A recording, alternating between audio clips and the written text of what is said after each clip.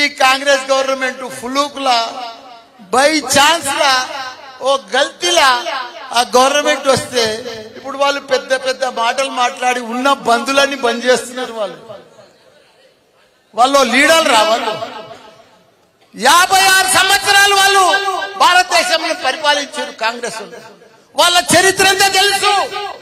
మనకంటే కూడా 10 ఏళ్ల ముందు వాళ్ళే ఉండడు. ఇక్కడ ఒక్క కరెంట్ ఇయ్యలేదు, నీళ్లు ఇయ్యలేదు, ఒక 200 పింఛనిత్తురు. వాళ్ళంతా ఏమి ఇయ్యకపోదు, మోసం చేస్తురు, మోసం మాటలు మాట్లాడతారు, దగా మాటలు మాట్లాడతారు, మోసపూరిత మాటలు మాట్లాడొచ్చారు. ఇప్పుడు వాళ్ళు ప్రభుత్వంలో 6 గ్యారంటీలు అంటారు, 440 గ్యారంటీలు తయారు చేసిండ్రు. కానీ 1-2 ఇస్తున్నారు, దాంట్లో కూడా కొట్లాట పెడుతున్నారు. వాళ్ళు ఇయ్యరు, వాళ్ళు ఇచ్చే మనసు లేదు. మొన్న మన సీఎం రేవంత్ రెడ్డి అంటాడు, మాకు కాంగ్రెస్ కు ఓటేసి కేంద్రంలో మేము వస్తే ఈ 6 గ్యారంటీలు చేస్తామంటాడు. ఎంత దరిద్రమయా, ఎన్ని అబద్ధాలు, ఇంత అబద్ధాల ప్రజలను ఇంత మోసం చేస్తారా? కానీ ప్రజలంతా గుర్తుపట్టుకుంటున్నారు. ప్రజలలో డిస్కషన్ వచ్చింది, కాంగ్రెస్ మోసం పోయింది, మనల్ని మోసం చేసింది. ప్రజలు కాంగ్రెస్ అబద్ధాలు చెప్పింది, కాంగ్రెస్ అంతా మాయమాటలు చెప్పింది, మనం ఇక కాంగ్రెస్ ను నమ్మొద్దని 50 రోజులలోనే ప్రజలకు అంత అర్థమైపోయింది. ఊర్లో చర్చ, ఓటల్ చర్చ, ప్రతి గ్రామంలో చర్చ. అయ్యో మన కేసీఆర్ రాలేదు, అయ్యో మనం మోసపోయినాం, అయ్యో మనం ఓడిపోతాం అనుకోలేదు అని చెప్పి చర్చలు మొత్తం మొదలైపోయినాయి. కాబట్టి ఇప్పటి సంధి గట్టిగా ఉండుర్రి, గట్టిగా ఉన్నారు. పెద్దగా వాళ్ళు ఏమి ఉరగబెట్టేది ఏం లేదు. వాళ్ళ మీదనే ఆల్రెడీ వాళ్ళ కేంద్ర ప్రభుత్వంలో కూడా జోడో యాత్ర చేస్తే రాహుల్ గాంధీ అంత చోడో యాత్రలు అయిపోయింది. మమతా బెనర్జీ వెళ్ళిపోయింది, వాళ్ళ ఇండియాలో కూటమిలోకి వెళ్ళి ఆప్ వెళ్ళిపోయారు, పంజాబ్ వెళ్ళిపోయారు, నితీష్ బీఆర్ ఆయన వెళ్ళిపోయాడు. ఆడ ఎవ్వరు మిగలలే, ఒక్కడే మిగిలిండు రాహుల్ గాంధీ. ఆయన ఎవ్వడు వస్తలేడు. ఇండియా కూటమి లేదు, పీఠమి లేదు. అంతా వాళ్ళు మనని కేసీఆర్ ను ఇన్ని అభివృద్ధులు చేస్తే మన కేసీఆర్ ను బొంద పెడతా అంటారు, మన బీఆర్ఎస్ పార్టీ బొంద పెడతా అంటారు, పని చేసిన వాళ్ళు బొందలు పెడతా అంటారు.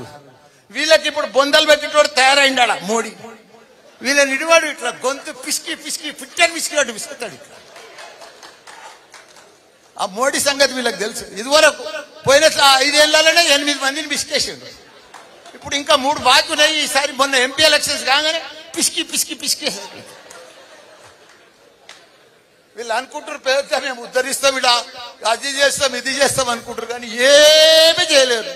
ఎందుకంటే కాంగ్రెస్ సంగతి అంతా మనకు తెలుసు, కాంగ్రెస్ ఎమ్మెల్యేల సంగతి తెలుసు, ఇప్పుడు గెలిచిన వాళ్ళ సంగతి తెలుసు. ఇప్పుడు ఏమంటారు, మాకు ఏం అప్పులు చేసిపోయిందంటారు. ఆయన మాట్లాడుతున్నాడు 6 నుంచి 8 పార్లమెంట్లు వస్తాయి. ఏంటికొస్తా మళ్ళీ 6 or 8 ఇస్తే మోడీకి అమ్ముకుందామనా? మొదటిసారి 12 ఇస్తే మోడీకే అమ్మినావు, రెండోసారి 9 ఇస్తే తీసుకుపోయి మోడీకే అమ్మినావు. మారు బేరగాలు కాక ఈడ ఎంపీలు కొనాలి, ఈడ ఎంపీలు గెలవాలి, ఢిల్లీకి వెళ్ళి మోడీకి అమ్ముకోవాలి. దీనికోసమేనా నీకేసేది? నేను ఇవాళ సూటిగా కేసీఆర్ని అడుగుతున్నా. ఈ దేశంలో ఉన్నాయి 2, ఒకటి ఎన్డీఏ కూటమి, రెండోది ఇండియా కూటమి. ఎన్డీఏ కూటమికి మోడీ ఉన్నాడు, ఇండియా కూటమికి మేమున్నాం. మా దాంట్లోకి రానీయము, మా నీడ కూడా తాకనీయం. ఆ ఇంటి మీద పిట్ట ఈ ఇంటి మీద కాలిస్తే కాల్చి అవతలేస్తాం. నువ్వు ఎట్లకెళ్ళి అవుతావా? మరి నేను అడుగుతున్నా, ఎట్లకెళ్ళి అవుతావు? రాబోయే లోక్సభ ఎన్నికల్లో ఈ దేశానికి రాహుల్ గాంధీ గారు ప్రధానమంత్రిగా చెయ్యాలి అంటే కన్యాకుమారి నుంచి కశ్మీర్ వరకు 150 రోజులు 4000 కిలోమీటర్లు మండు టెండల్లో మంచు కొండల్లో నిర్విరామంగా పాదయాత్ర చేసిండు. ఇవాళ మణిపూర్ నుంచి మహారాష్ట్ర వరకు యాత్ర చేస్తున్నాడు. అలాంటి త్యాగం చేసే నాయకుడు, వాళ్ళ నాయనమ్మ ఈ దేశం కోసం ప్రాణం ఇచ్చింది, వాళ్ళ నాయన ఈ దేశం కోసం ప్రాణాలు ఇచ్చాడు, వాళ్ళ అమ్మ ఈ దేశం కోసం పదవి త్యాగం చేసింది. అలాంటి గొప్ప నాయకుడు ఇందిరమ్మ మనవడు ఈ దేశానికి ప్రధానమంత్రి కావాలి.